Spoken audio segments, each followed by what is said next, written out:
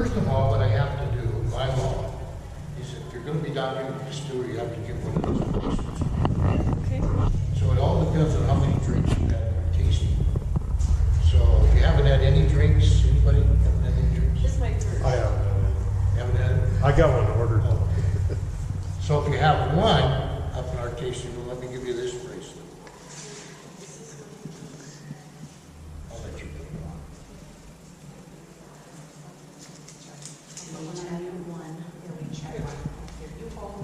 I got one coming. So, I've had two. Two? Okay, I'll give you another bracelet. Sorry about this, but Montana law. And I don't want to go to jail again. Again? There you go, dear. Thank you.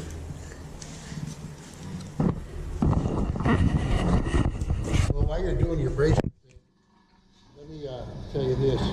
If you want to ask me a question or interrupt me at any time, feel free to do so. I don't mind whatsoever, okay?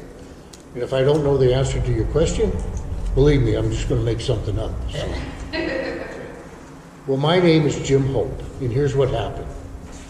I used to work behind the bar quite a bit, but I spent most of my time talking to all the customers. I was telling them about the distillery and the food, mining, whatever. About 90% of my time I was talking to people because I love people and I like telling stories, okay? So they promoted me to be a tour guide. I think it was a promotion, I'm not quite sure. Well, anyhow, the owners of Headframe Distillery are John and Courtney McKee. And how this whole thing started was this. They met over at the University of Montana, Missoula, married, graduated, but at that time, John had a job building, believe it or not, distilleries for biodiesel. Back then, biodiesel was just a big thing going, but then the bottom fell out, went completely south. In fact, the company John was working for went bankrupt. So he had to go home to Courtney one day and say, hey, guess what, I'm out of work now, and I'm not quite sure what I want to do. Now, Courtney is a very, very smart lady, which all ladies are very smart. That keeps me out of trouble. And she said back to John, she said, John, my dear, think about this. You're building some of the biggest distilleries in the world with biodiesel. And I know for a fact you like your hooch. And why don't you have a distillery? And that's where the whole idea took off. But John did say one thing. He said, if I build a distillery, it's going to be my hometown of Pete, Montana. By golly, here we are. Well, the first thing we needed was a building. Well, we really, really lucked out here. Because our neighbors next door, they lost a bunch of memberships, so they had us sort of building. Now, what better place could we possibly ask to have a distillery than in the uptown historic area? So it was a no-brainer. Also, when the Schumacher family built this building, which now is about 103 years old, on the second floor up here, they built a dance floor. It was known as the best dance floor in the whole state of Montana at that time. Well, that dance floor still exists upstairs. We have preserved it. Now, a lot of people ask me about the black rooms, and they go along with the dance floor. And that is, when there was a lot of people up there dancing, the floor would start to bounce a little bit. So they would tighten those turnbuckles to firm up the floor. Well, what we had to do is we had to clean out this whole bottom section because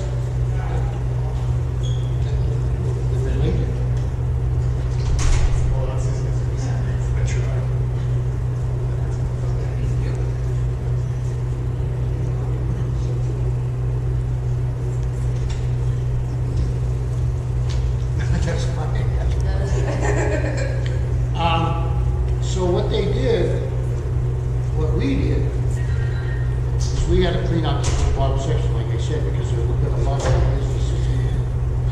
That's my ex-wife telling the chicks. I know. I'll let her know. I was like, I gotta turn that down. Well, anyhow, what I'm trying to get to is when we got done cleaning out down here, we had absolutely nothing left. I mean, nothing. So that kind of leads me up to our tasting room where you just came from.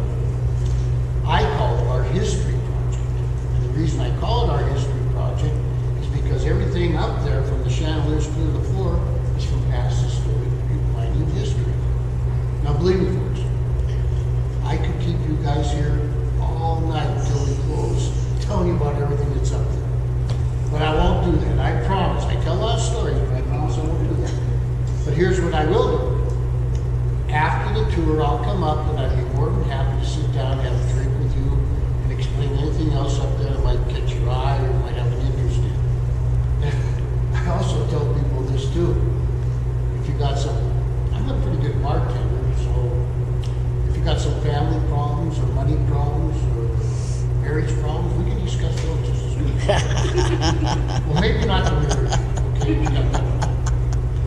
Well, the number one question we're always asked here at the distillery is this: where do we get our most beautiful bar and backbone?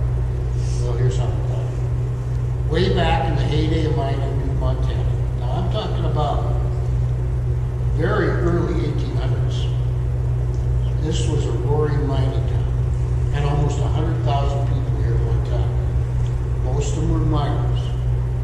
But they came from all over the world to Butte for two reasons. One was the pay was pretty good back then.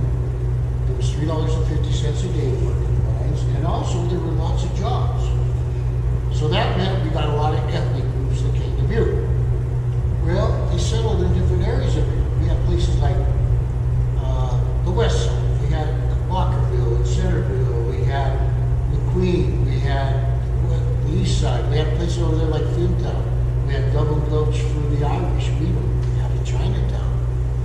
But we had a settlement in Meter, which was the Italian side. And it was, you know, Italians are very famous for their food. Well, there was a real famous cafe there. It was called the Rocky Mountain Cafe. And it was owned by a gentleman named Teddy Parrish. That bar sat in the Rocky Mountain Cafe. But here's what happened. Right around about 1955, the Anaconda Company, who owned all the mining rights in this town by that time, wanted to go underground mining and start open pit mining. So they wanted to start the Berkeley pit open. But to do that, they had to buy out the two communities of Meterville and McQueen. Well, there sat our bar in Meterville. Well, Teddy didn't want his bar destroyed because he spent a lot of time and money here in Montana. In fact, that bar and back bar that you see upstairs, it came all the way up the Mississippi through the Missouri River by steamboat, and then wagon train the rest of the way in. So he cleverly donated to the mining museum over there behind Montana Tech. They gladly took it. Well, they put it on display in what they call a hoist house. Now, I don't know, has anybody ever been in a hoist house? Nope. Well, a bar does not belong to a hoist house, right? So after a couple of years, they just stored it away. So here's what we did. We approached those people. We said, hey, how about this? We'll gather up all the parts. Some were even sitting outside in the weather.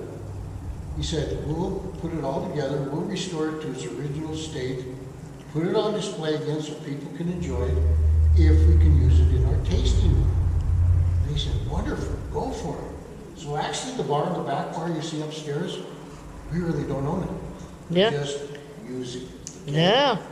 I don't know if they're ever going to get it back, but we're just using it. Now, I have to tell you this story. I have to tell you. When I was up there, all the young bartenders, they used to say, well, go ask Jim on this one. You got to ask Jim. And it's about the mules.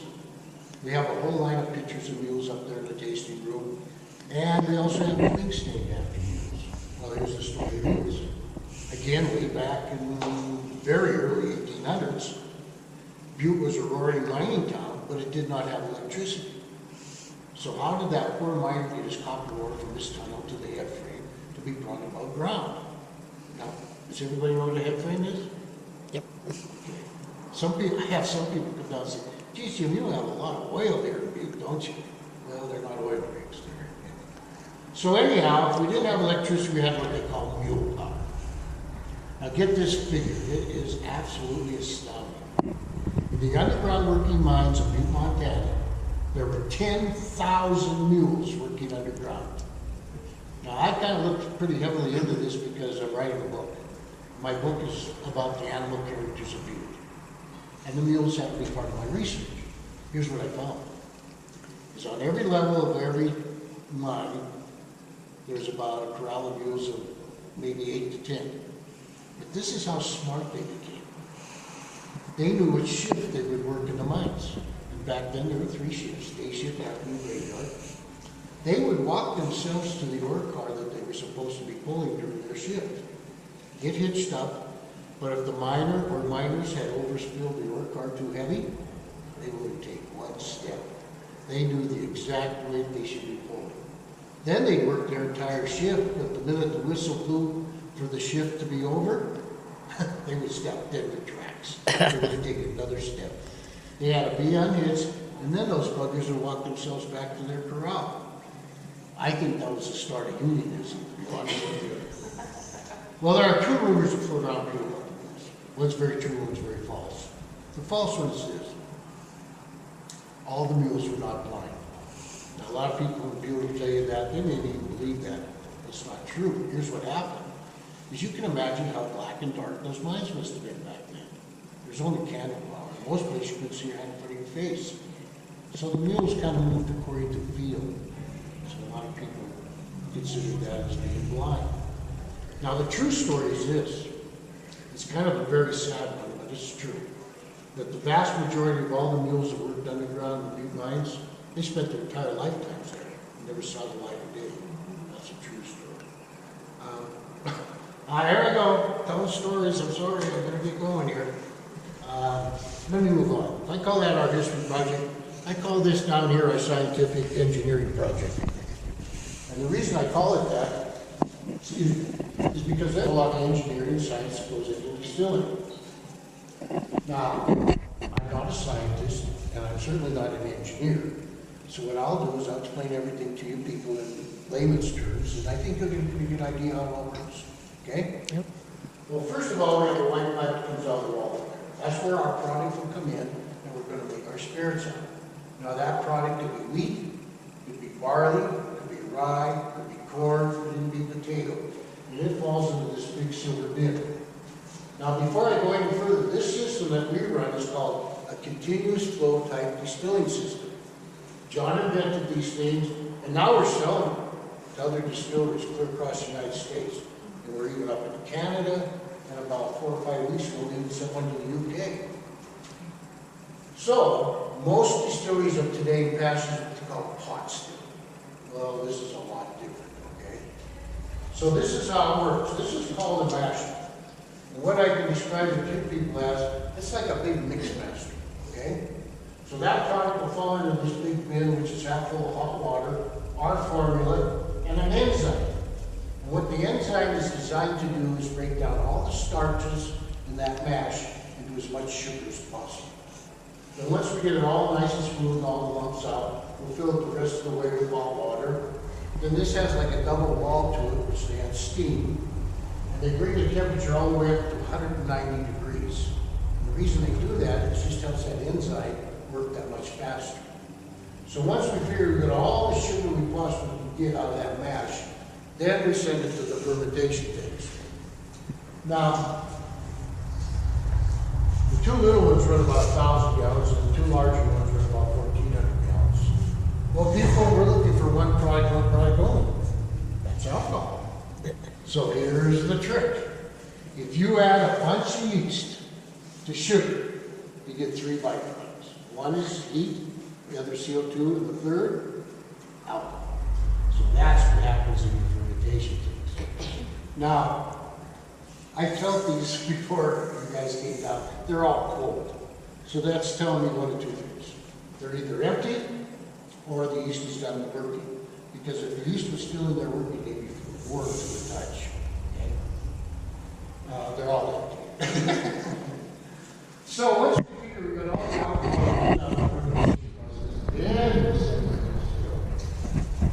now this still over here is kind of new. I guess not new. About 2.5 years ago, they replaced our original still. Now this is called CF1000. Now I know that means absolutely nothing, okay? But the reason I bring it up is this. We've acquired the Kelly Mine Complex up here at the Butte Hill. It's great big warehouse. Well, we're building CF5000s up there for other distilleries, and we're also running CF5000. And the only reason I'm bringing all this up is this.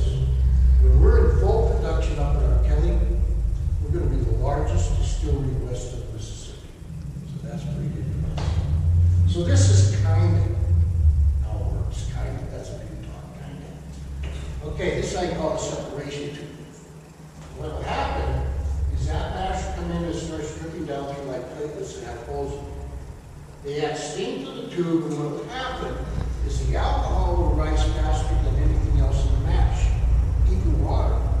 So it'll instantly rise to the top of the tube. The top of the tube is called the head, the middle part's called the heart, the bottom part's called the tail. Well, we capture everything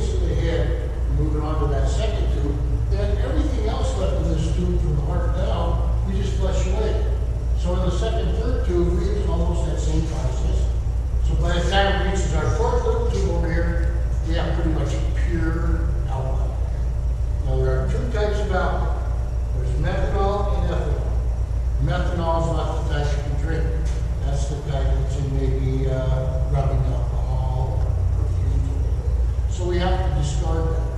But it's easier than you think because methanol will float on top of that. So it's pretty easy to get rid of.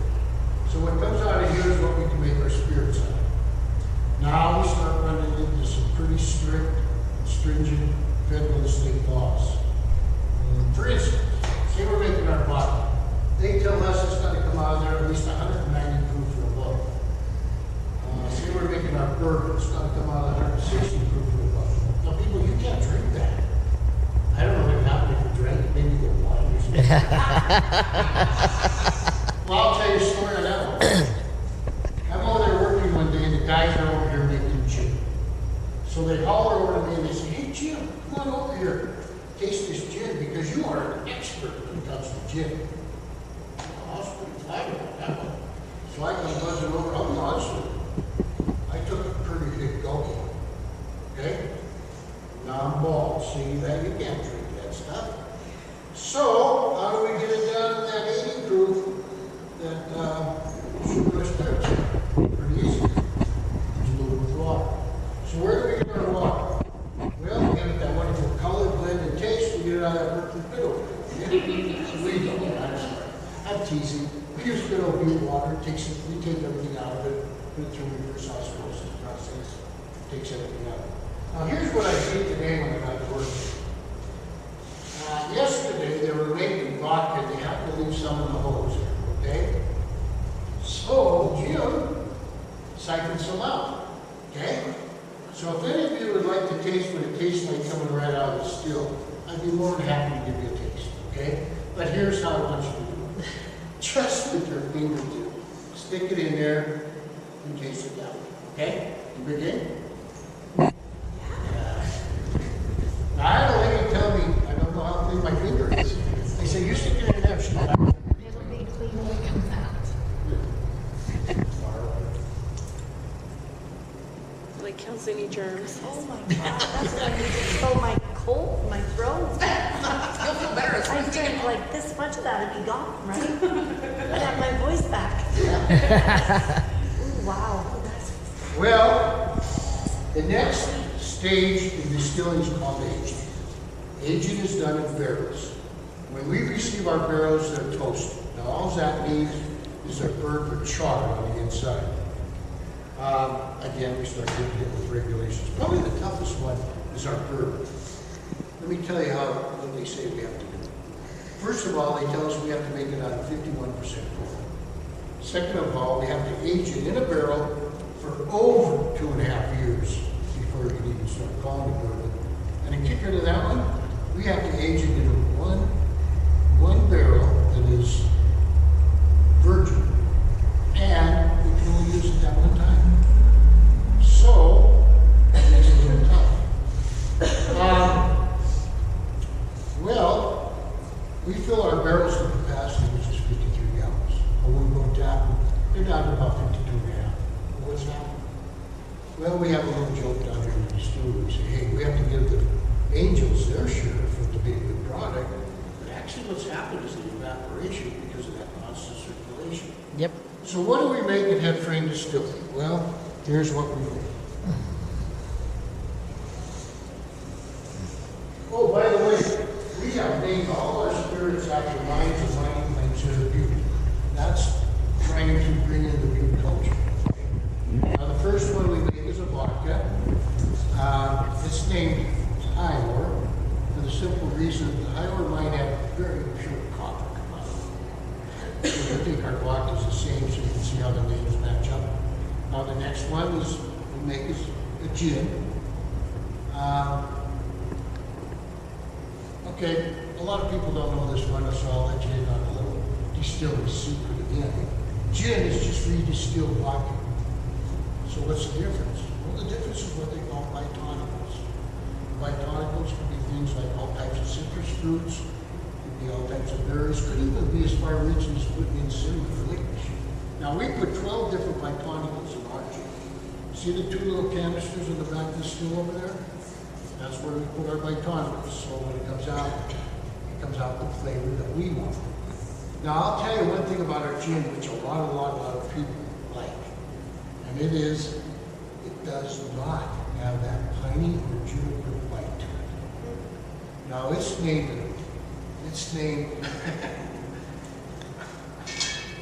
I want to make sure I have it right over. It's named Ensilva. And the reason we named it that is because the Ensilva mine have very high quality copper component, but it also had gold, silver, zinc, iron, and so forth.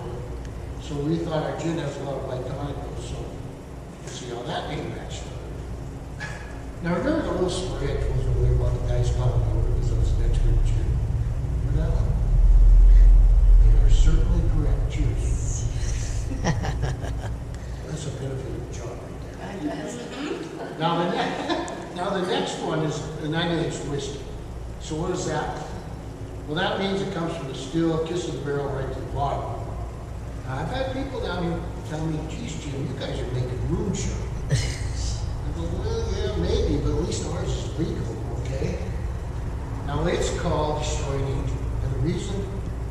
Well, it's got a story. I'll make it that one, okay?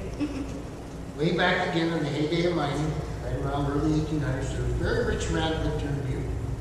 His last name was Manton. He had like the first telegraph, first bank, became mayor, eventually became state senator. But he dabbled a little bit in mining, and his mining claim is named Angel. Well, here's what happened. He found a loophole in the law where he could kick everybody else off their mining claims in this Butte area. Naturally, those people became pretty upset, so they sued him. Now, believe it or not, this lawsuit went all the way through the Montana justice system, Montana Supreme Court, all the way to the United States Supreme Court. What happened was people won. So they always claimed he destroyed Angel. But here's the neat thing for us. Where do you think Angel's mining claim is? We're standing right here. It's right here. Now the next one is our bourbon. I told you everything we have to go through on our bourbon. And it's called Never Sweat for the simple reason, when all the miners came to Butte, the first words out of their mouth were, hey, we want to work in that Never Sweat mine. And the reason they would say that is because it was the coolest mine working in. Well, ironically, the deeper that mine went, the warmer it became. It eventually became the hottest mine working. So it's perfect for our bourbon because when you drink it all, it's nice and warm and rich, right? But then it stays there all the way down. Now the next one's our flagship. There's no doubt about it. It's our liqueur. Well, I'll tell you what. Last February, the Montana State Liquor Control Board told us our liqueur is outselling that famous Bailey's liqueur twice over the whole state of Montana. So that's pretty good news. Now it's called Orphan Girl because it's a product that stands out all by itself for us, and the Port Orphan Girl mine sits over there all by herself. Now, we have a real famous drink in the tasting room. It's called a dirty girl. It's half Orphan Girl and half root beer. I think it tastes like root beer float to me. But anyhow, we, a few months ago, got our Dirty Girl glasses. And I found them quite humorous. And here's why. On the front part, it tells you how to make your Dirty Girl. But on the back part, it's divided into 3 parts. So if you fill it up to that bottom line, you got your Dirty Girl. If you get it up to that middle line, you got a dirtier girl. If you get it all the way up to that last line, you got the dirtiest girl.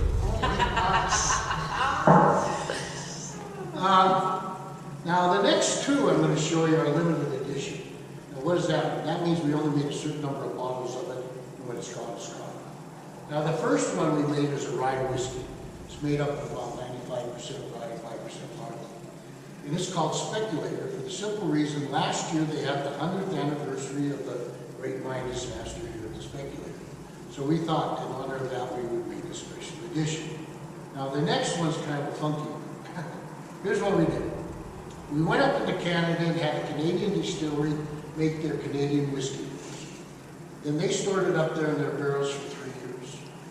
Then after the 3rd year, we brought it down here to Butte, and we put it in 3 different types of beer barrels. Put it in white wine barrels, red wine barrels, and bourbon barrels. Then we stored it again for 2 more years. Then after that, we combined it all together to give us our own Canadian whiskey, which is called Acquisition. Okay? Now, a lot of people ask me about my wall. Well, here's the thing about my wall. We're gonna come out with a brand new product here in the near future. It's gonna be like an Irish whiskey. Now, we can't call it Irish whiskey because we're not in Ireland, we're making it in Ireland. But we're gonna call ours the Kelly. So what you're looking at here from the bottom all the way to the top are samples of that Kelly taken over periods of time. And you can see how it gathers color and blend and texture and whatever. Let me show you a couple parameters. Remember I talked to you about where it gets a lot of its flavor and color from is the char? See it in there? That's where it's getting a lot of its color and flavor from is that char. Naturally, we filter all that out before we send it out. Now, here's what I'm gonna do. I don't do this very often, but it feels special, okay? I'm gonna show you my favorite bottle. All right? This is it. God, this is my favorite. What you're seeing here is a whiskey. It's been aging in a barrel, which we have a barrel for 103 years. That's what she is. Now, it's losing a lot of its color, but I tested it, which you can tell, about 3 weeks ago, maybe 4 weeks ago. It was running 173.3 proof. Oh, wow. So I tell people this, when I open my little bottle, we're gonna have one hell of a party, I'll tell you that. Well, I showed you what we make. I showed you how we make everything. But people always ask me, okay, Jim, what do you make down here at the distillery? Can't lie. Only thing I make down here is my tips, that's all. Oh, by the way, if you think the tour is worth something, do leave me some. I want to thank you right now. Because sometimes I forget, and I don't want to forget, so thank you very much. All right, here we come. Now, I think you've had 2 drinks. Yep. So your options are 0, okay? So, Whatever. now, we have one drink. Here's your options. One is you can do the taste test, or you can go back up and have another drink of our tasting. It's entirely up to you, okay?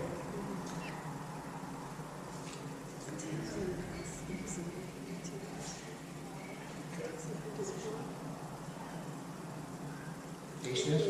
Taste test? Sure. You can stick around. Yeah, I can stick around. Taste test? Yeah, I'd like to taste that. All right, here's how I want you to do it before we even begin. First of all, I want you to get your sample and look at it in the light, because clarity and purity is really important with that sample. Next, I want you to smell it for its aroma. Then next, I want you to taste it just with the tip of your tongue. The reason I say that is because most of your taste buds are with the tip of your tongue. Put in your mouth, savor it, swallow. Then I want you to throw this cup away in the garbage, because you get your choice of 3 samples. Also, on my table up here, I got some really cold water. I suggest maybe you get yourself a nice glass of water, and that way you can rinse your palate in between tastes, okay? All right. So once you get your water, we're going to do the taste test, and then we'll get going.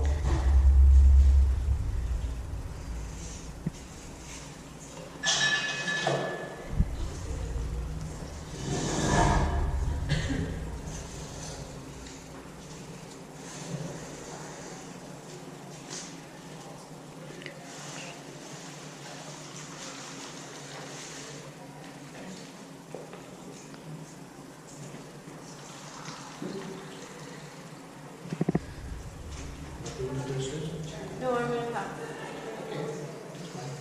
All right, tell me which one you want to sample, we'll get going. Oh, yeah, these two. Good.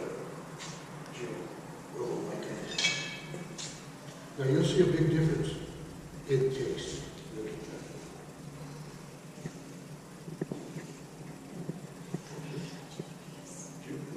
I like the gin too because I remember the pine like you were talking All right, about. all right, now you're going to see a That's why I difference. don't like gin.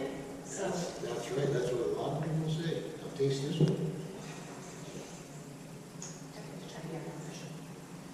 I mean, smell pine.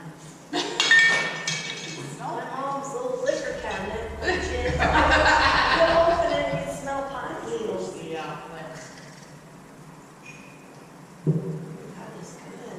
See? See, I don't like gin, but this That's totally is different, isn't it? Yeah, it is. So, yeah, it doesn't doesn't have that bite, which I like. And I always come up here and get vodka because I'm afraid of the rest of them. So bourbon whiskey, French and Elm. get one color on this, so let's, do bourbon Bourbon is, And then it's when like, I told you we have to go through no. 51% corn. It's strong in your mouth, but it's. Oh, the whiskey, well, here's the best way to it. All bourbons are whiskey, but not all whiskeys are bourbon. Because it just depends on the year.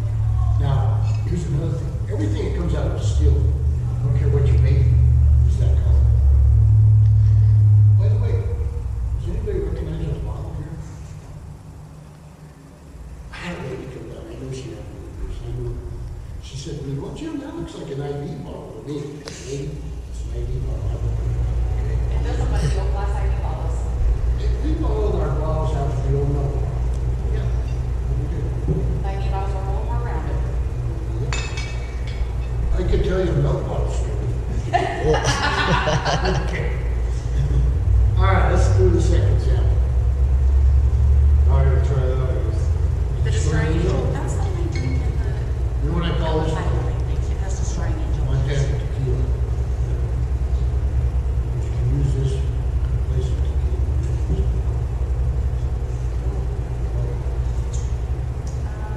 I'll do the order. Ooh, sure. It's my favorite, I know. I think that was my very first Now, I mean, Headframe bottle I ever bought. it's great in the morning when you're coffee. Then at night, See, I don't mix it with root beer, I mix it with 7-Up. And it gives it still kind of that, when you mix it with orange soda, and it kind of gives it the same creamy. I'll tell you what you do at night. Good luck. Okay. Get yourself a nice bowl of vanilla ice cream. I've done it actually. It's so good. Isn't it cool? Yeah, it's my favorite. I'll have a 14-year-old too. These. It's just so smooth. I know it is.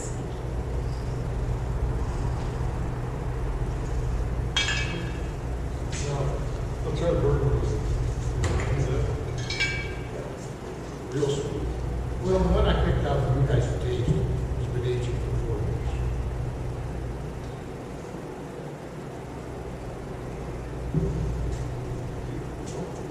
Yeah, the destroying angel is the one that I drink currently. Just drink one. That's your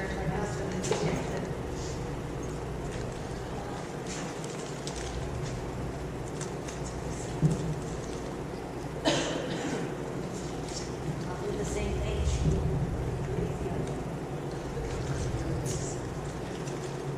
This is really smooth.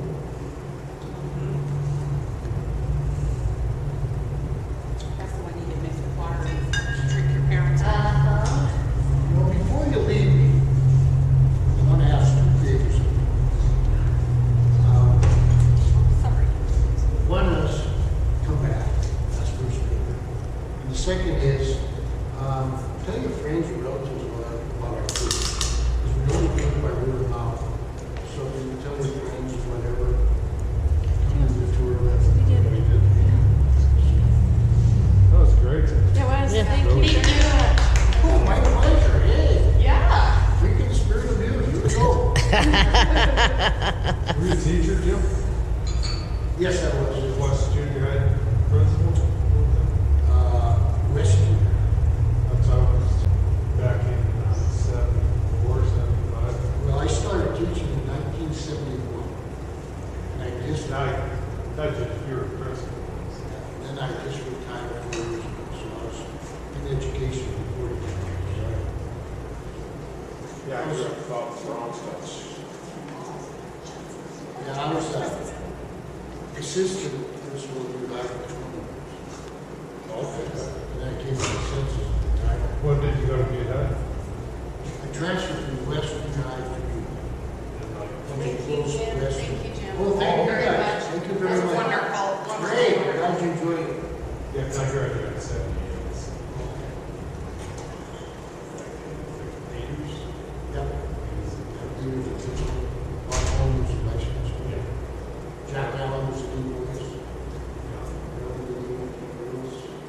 Yeah, it's a lot of kids back in the day, so. That was really good. Yeah. Well, thank you, I appreciate Sorry. it. Yeah. Yeah, you betcha, thank you so much. I We'll see ya. appreciate it. Thank you, Yes. thank you.